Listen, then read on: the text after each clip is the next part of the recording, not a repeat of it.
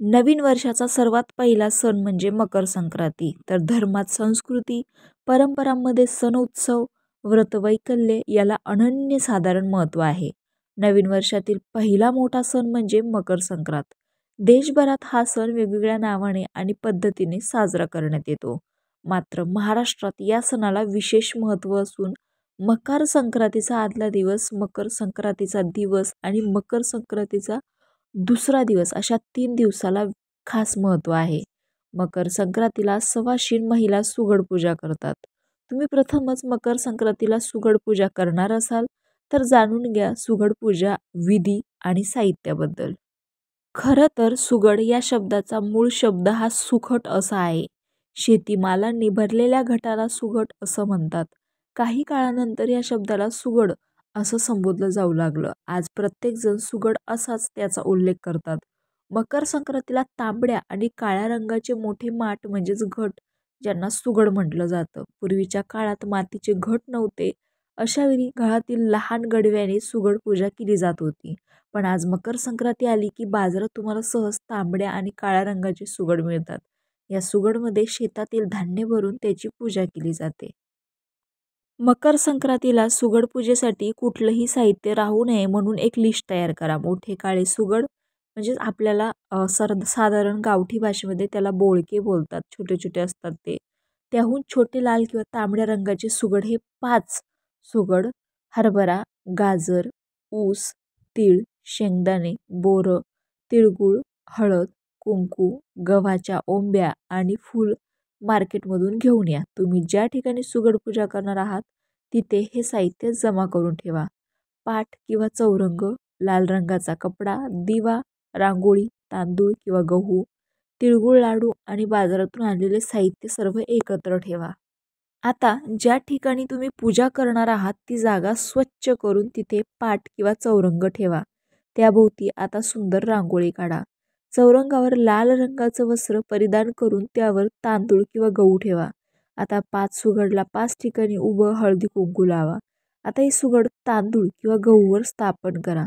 त्यानंतर सुगडमध्ये एक एक करून हरभरा, गाजर, ऊस, तीळ, शेंगदाणे, बोरं, तिळगुळ, हळद कुंकू, गव्हाच्या ओंब्या घाला. काळ्या रंगाचं मोठं सुगड खाली, त्यावर लाल रंगाचं सुगड ठेवा.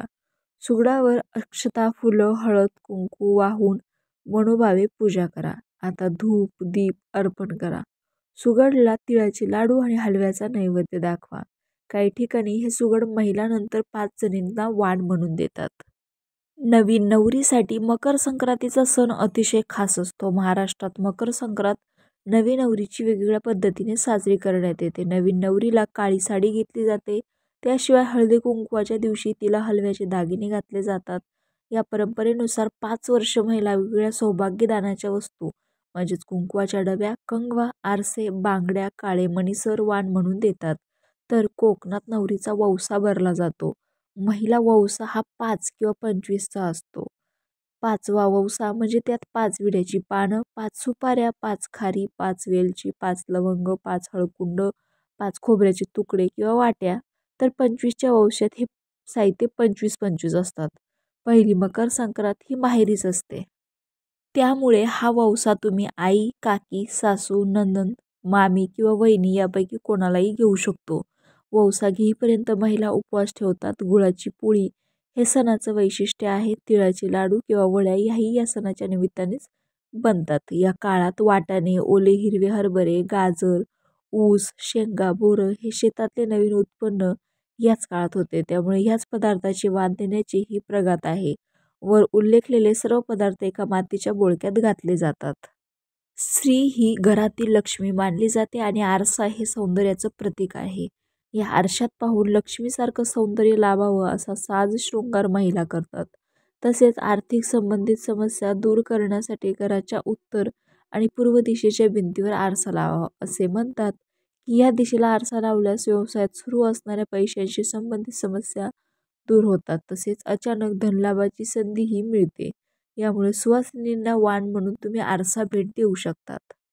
लग्न झालेल्या स्त्रीसाठी कुंकू हा सौभाग्य अलंकार मानला आहे. उत्तर भारतात कुंकवापेक्षाही भांग भरण्याला अधिक महत्त्व आहे. भांगात सिंदूर भरणे हे सौभाग्याचे लक्षण आहे. कुंकू लावताना भ्रूमध्य आणि आज्ञाचक्र यावर दाब दिला जातो आणि तेथील बिंदू दाबले जाऊन चेहऱ्याच्या स्नायूंना रक्तपुरवठा चांगला होतो.